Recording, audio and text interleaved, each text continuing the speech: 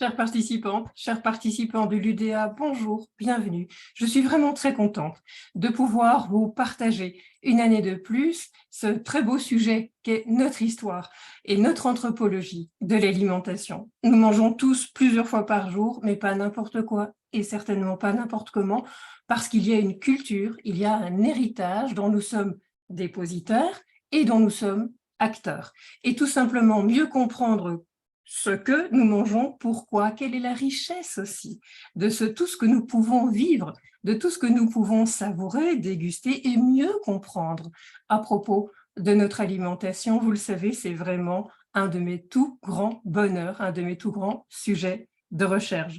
Je vous propose de découvrir tout cela immédiatement, toujours dans le cadre de l'UDA, que je remercie pour cette facilité d'être ensemble sur Zoom, dans ce grand projet de plusieurs années sur le cycle de notre alimentation dans sa longue histoire culturelle.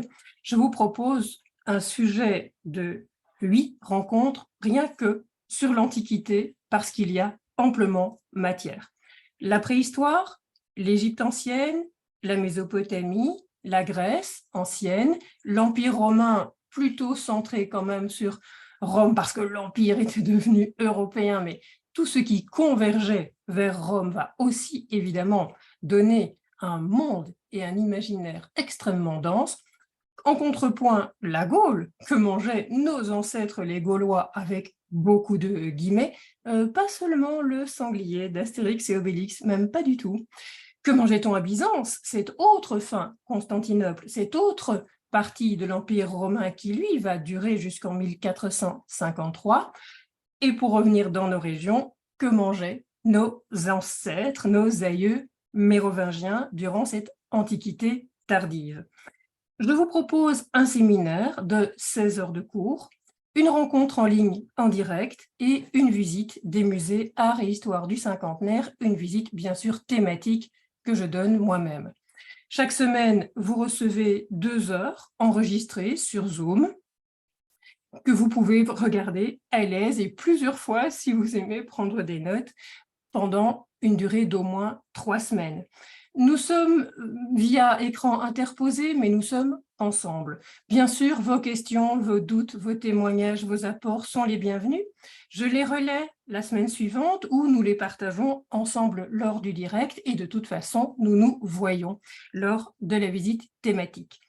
Dans le séminaire, j'aborde bien sûr l'archéologie. Voilà, par exemple, un site ici d'un premier foyer, un feu collectif maîtrisé par des humains à Kubifora, c'est au Kenya, ça remonte bon an, mal an, à quand même 1,5 million d'années, c'est très probablement les premières traces que nous ayons de maîtrise du feu. Plus près de nous, quand on parle de toutes ces grottes peintes de la préhistoire, du paléolithique et surtout du néolithique, nos aïeux mangeaient-ils ce qui est peint là? Eh bien non, pas du tout. La plupart du temps, les dépôts de déchets près des campements ne correspondent pas du tout aux peintures que l'on trouve sur les murs. Intéressant, cette fétichisation de l'objet peint par rapport à l'objet consommé. Des recettes, chaque fois que c'est possible, bien sûr, des recettes nous permettent de mieux entrer dans ce qu'ont vécu nos aïeux ou tout simplement de ce nouvel exotisme qui peut nous tenter de remonter la piste de ce qui fait notre héritage culturel. La bière gauloise, la cervoise, ce n'est pas du tout la bière actuelle. C'était bien sûr des céréales germées maltais, souvent de l'orge, du blé amidonnier, de l'épeautre. Pas de houblon. Le houblon est un apport du Moyen-Âge, donc le goût est forcément différent, mais la conservation du produit est aussi assez différente. En revanche, les Gaulois aromatisaient leur cervoise au fenouil, à la sauge, avec de l'écorce de saule. L'écorce de saule, ce qui donne l'acide salicylique, que l'on appelle aussi l'aspirine actuellement. Ah, peut-être une manière de conserver la cervoise tout à fait intéressante. Tant d'autres choses. C'était donc une boisson qui rime très peu avec ce que nous connaissons. C'était une boisson épaisse, sucrée, peu alcoolisée, riche en protéines, en minéraux, en vitamines, ce que n'a peut-être plus tout à fait la bière la plus commune que nous pouvons consommer à l'heure actuelle, donc une bière beaucoup plus nutritive, une bière extrêmement intéressante. Que mangeaient les Mérovingiens qui, eux, se basaient en termes d'imaginaire sur les restes de l'Empire romain, de la fin de l'Antiquité, tout en étant eux-mêmes porteurs d'un héritage venant plutôt de Germanie, plutôt d'Europe centrale. Ça donne quoi, ce mélange? Des œuvres d'art sont là pour nous en parler.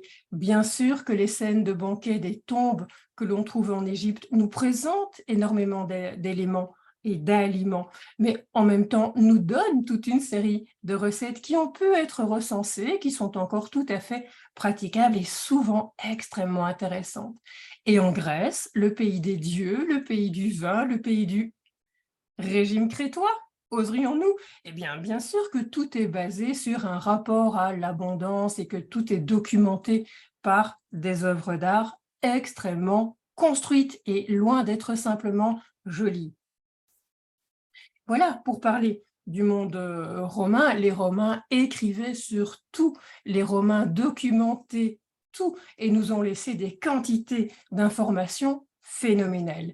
Cet empire romain qui se prolonge jusqu'au XVe siècle, en tout cas dans sa partie orientale, nous a livré le merveilleux bassin culturel de Constantinople, Byzance, qui bien sûr réinnervera l'Europe de l'Antiquité tardive, du monde carolingien par après. Que mangeait-on à Constantinople à l'époque de Nicéphore Phocas, par exemple? Bien sûr, tout ça demande des liens avec l'actualité. Je vous suggère systématiquement des visites de musées, des retrouvailles de recettes, des retrouvailles de contextes.